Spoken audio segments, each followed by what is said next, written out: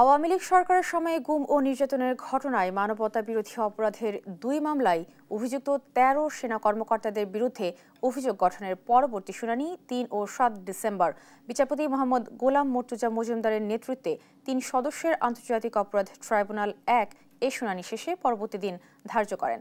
আসামিদের ভার্চুয়ালি হাজিরার আবেদনের উপর ৩ ডিসেম্বর শুনানি করবেন আদালত। এছাড়া গুমের মামলায় পলাতক আসামি শেখ হাসিনার পক্ষে স্টেট ডিফেন্স হিসেবে আইনজীবী জেডাই পান্নাকে নিয়োগ দিয়েছেন ট্রাইব্যুনাল। এর আগে গুমের ২ মামলায় সাবেক প্রধানমন্ত্রী শেখ হাসিনা, তার নিরাপত্তা উপদেষ্টা তারিক আহমেদ সিদ্দিক এবং ডিজিএফআই এর সাবেক ৫ মহাপরিচালক সহ ৩০ জনের বিরুদ্ধেও গ্রেপ্তারি পরোয়ানা জারি করে ট্রাইব্যুনাল ১। এর মধ্যে শেখ হাসিনা ও তারিক আহমেদ সিদ্দিকী ২ মামলাতেই আসামি।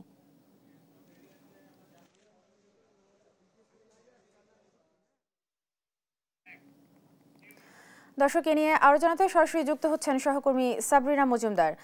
সাবরিনা, শুনানিতে কি বললেন আদালত? গুমের ২ মামলার বিস্তারিত জানাবেন আমাদের।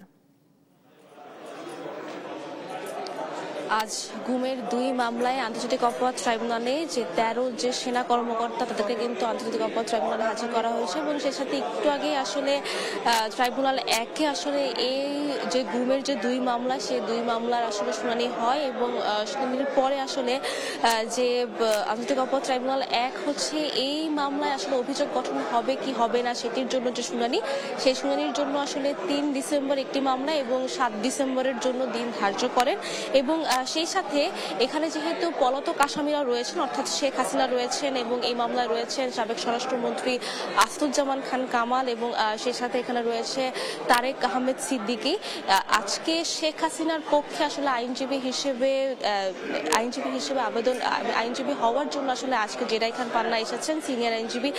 পরে ট্রাইব্যুনাল আসলে নির্দেশ দিয়েছেন যে স্টেট ডিফেন্স যেহেতু নিয়োগ করার কথা রয়েছে এবং সেই সাথে নিয়োগ করার কথা রয়েছে সেহেতু শেখ হাসিনার পক্ষে জেডাই খান পান্নাকে আসলে তার পক্ষে আসলে আইনজীবী হিসেবে নিয়োগ দেওয়ার নির্দেশ দিয়েছেন। অর্থাৎ এখন হচ্ছে শেখ হাসিনার এই যে গুমের যে ২ মামলা সেই ২ মামলাতে যেহেতু শেখ হাসিনা আসলে এই পলাতক আসামি হিসেবে আছেন সেহেতু এই ২ মামলাতেই আসলে শেখ হাসিনার পক্ষে আসলে জেডাই খান পান্না তার আইনজীবী হিসেবে লড়বেন। এবং সেই সাথে আরেকটা যেটি বিষয় এসেছিল সেটি হচ্ছে যে এই যে গুমের যে মামলা সেই মামলায় আসলে যে আসামিরা রয়েছেন তারা সশরীরে নয়, তারা হচ্ছে প্রথমেই আসলে আজকে ১০টার দিকে যখন তারা আসতেন তার আগে কিন্তু আসামির পক্ষের যে আইনজীবীরা তারা আবেদন করেছেন তাদের সশরীরে ভার্চুয়ালি তারা হাজিরা দেওয়ার জন্য আবেদন করেছেন এবং সেই সাথে পরবর্তীতে ট্রাইব্যুনাল আসলে এটির জন্য আসলে নির্দেশ দিয়েছেন।